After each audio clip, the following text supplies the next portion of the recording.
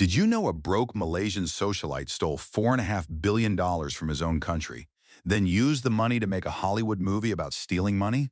Joe Low had no real job, no obvious income, but somehow he was throwing parties with Leonardo DiCaprio, buying a $250 million super yacht, and paying Goldman Sachs bankers to look the other way. The money came from Malaysia's National Wealth Fund, meant for the people, drained in secret.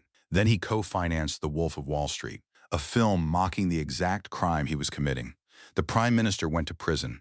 Goldman Sachs paid nearly $3 billion in penalties. Joe Low is still free.